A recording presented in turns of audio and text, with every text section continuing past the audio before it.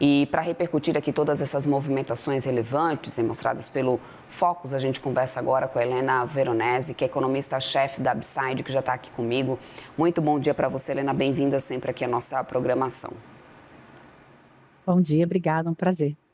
Helena, primeiro de tudo, né, Focus essa semana reduzindo, nesse momento, as projeções de inflação para 2025 e 2026. Mesmo com essas reduções, né, nessas projeções de inflação, o Banco Central não parece muito ceder a isso diante do cenário da distância do centro da meta de inflação. Mas o que vem por trás desse movimento de constante redução de projeção de inflação que a gente acompanha nas últimas semanas, né, seguidas pelo Boletim Focus?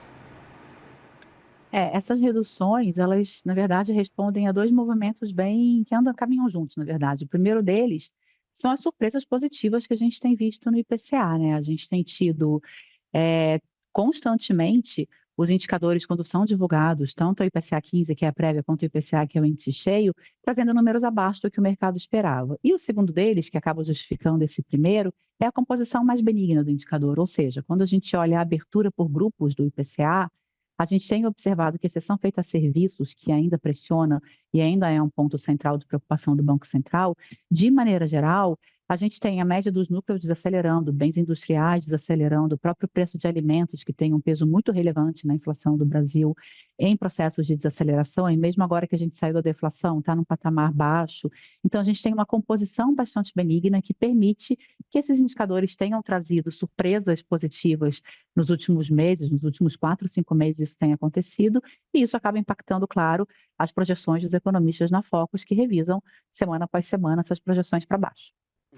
Agora, em relação ao que a gente tem de taxa básica de juros, a gente também já vinha acompanhando há semanas essas projeções inalteradas para a taxa Selic. Hoje, podemos dizer que tivemos até uma surpresa com a Selic menor em 2026, voltando, inclusive, né, a um dígito em 2028, ou seja, a alteração que a gente teve em 2026 e 2028. O que explica esse alongamento, essa projeção nesse momento e seria um reflexo, talvez, dessa trajetória agora que a gente tem em relação às reduções de projeção de inflação e onde que fica também a questão de risco fiscal, porque isso não deixa o cenário, aparentemente, do Banco Central, né? O que explicaria, então, nesse momento, essa projeção sendo alterada, sendo ajustada para a taxa básica de juros, Helena, para 2025 e 2028? Desculpa, 2026 e 2028. É basicamente um reflexo disso que a gente está falando, né? De projeções de inflação mais baixa, especialmente a partir de 2026, porque para 2025 a política monetária já não faria mais efeito, mas para de 2026 adiante, o que a gente tem visto são as expectativas do IPCA sendo revisadas para baixo, em 2028 se aproximando, inclusive, da meta de 3%, 2026 ainda longe disso. O que isso diz para a gente? Isso diz que o Banco Central, muito provavelmente, a partir do ano que vem, vai ter mais espaço para fazer com que a política monetária fique um pouco menos dura, né? Uma Selic de 12% ainda é uma Selic extremamente alta, mas é muito melhor do que uma Selic de 15%. Então, embora a gente ainda tenha uma Selic alta, essas expectativas de inflação cada vez mais baixas e esses números de inflação cada vez surpreendendo mais positivamente o mercado justificam essa revisão para baixo. Por que essa revisão não é ainda mais para baixo e por que a gente ainda vai ter uma Selic muito alta? Quando a gente fala de uma Selic de 12% para o final de 2026, isso ainda é uma taxa de juros que reprime a economia, que dificulta acesso a crédito, a financiamento, ainda é uma taxa de juros contracionista, por assim dizer, justamente por conta do fiscal, né? A gente tem um quadro fiscal que ainda é muito incerto. Ano que vem é ano de eleição, a gente sabe que ano de eleição, historicamente, não só no Brasil, mas praticamente em todos os países do mundo, são anos em que se gasta mais, em que o governo gasta mais. Então, a gente vai chegar em 2027 com um problemão fiscal nas mãos. O Banco Central sabe disso.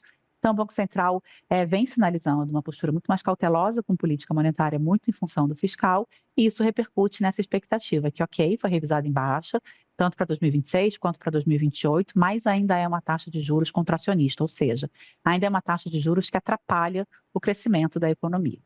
Helena, e como que fica a questão do dólar nessa história, né? A gente até chegou a ter uma apreciação melhor do real nas últimas semanas, mas a gente voltou no final da semana passada a bater, né, no câmbio em 5,40 novamente. Esse patamar do dólar é compatível com essas projeções de IPCA nesse momento que têm sido reduzidas, ou seja, estão mais baixas? A gente pode ter algum fator de surpresa negativa adiante? Como que você tem avaliado também, né, esse efeito do câmbio em relação tanto às projeções de inflação, como também, obviamente, como que isso pode ser absorvido pela decisão do Copom? O dólar no nível que a gente tem hoje, vai rodando entre 5,30, 5,50, que é mais ou menos o que a Focus mostra para gente, é um dólar compatível com essas expectativas do IPCA, que é um dólar que não tem nenhuma trajetória muito explosiva, então não atrapalha a inflação, mas também não tem uma queda muito significativa a ponto de fazer com que o IPCA fique muito mais baixo e o Banco Central possa cortar muito mais os juros. Isso é o que está na Focus. Na vida real, a sensação que eu tenho, e é um pouco a nossa projeção aqui, é de que em 2026 a gente vai ter um ano bastante binário para o dólar, porque é um ano eleitoral.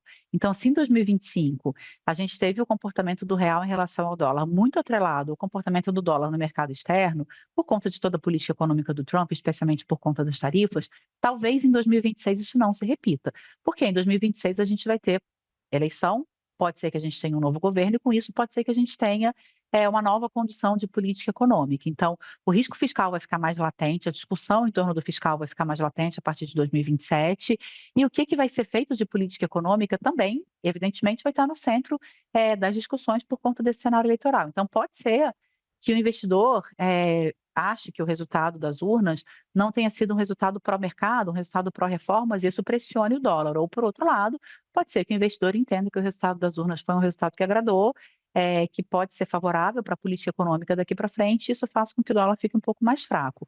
Mas me parece que são poucas as dúvidas de que a gente vai ter em 2026, especialmente no segundo semestre, um ano muito mais volátil para o dólar do que o que a gente teve agora em 2025. Uhum. Helena, e em relação à atividade econômica, a gente também teve focos ajustando, né, esses números em relação a crescimento. Como que você interpreta essa combinação, né, de economia moderando, com a inflação recuando, juros projetados para cair mais à frente? Seria um pouso suave? É um pouso suave e tudo se conversa, né? A inflação está vindo mais fraca. A gente fala que ainda tem serviços que atrapalham, mas de maneira geral a gente tem visto indicadores econômicos. Não estou nem falando de PIB, que o PIB demora para ser divulgado, mas o próprio IBCBR, os indicadores de maneira geral estão mostrando que a economia está entrando num processo de desaceleração suave. Por que suave? Porque a gente ainda tem um mercado de trabalho com desemprego nas mínimas históricas. A gente ainda tem um setor de serviços bem aquecido que conversa muito com esse desemprego nas mínimas históricas. Então, é uma desaceleração suave. O Focus projeta um PIB de 1,78 para o ano que vem. É um PIB bom para o Brasil, não é o crescimento de 3,5% que a gente viu nos últimos anos. Esse crescimento já não se repete em 2025 e desacelera um pouquinho para o ano que vem, mas desacelera de 2 para 1,80, 1,78. Então, é uma desaceleração suave, compatível com o atual nível de juros e que tende a continuar acontecendo, não só por conta de Brasil e não só por conta de Selic, agora 15, talvez a 12 no final do ano que vem, mas também porque o mundo está crescendo menos, né? O mundo com mais tarifas é um mundo que cresce menos e isso acaba repercutindo, evidentemente, em todas as economias. O Brasil, como exportador de commodities, vai sofrer essa desaceleração global, então isso também vai contribuir com essa desaceleração da economia. Mas com essa taxa de desemprego em 5,6, é difícil a gente falar numa desaceleração muito forte, uma recessão, algo assim. Acho que isso não está no radar de ninguém, é mais uma desaceleração contida e mais suave, sim. Perfeito, Helena. É só para poder a gente encerrar de olho, né, nos dados, todos os dados que a gente tem na agenda econômica que a gente tem daqui para frente.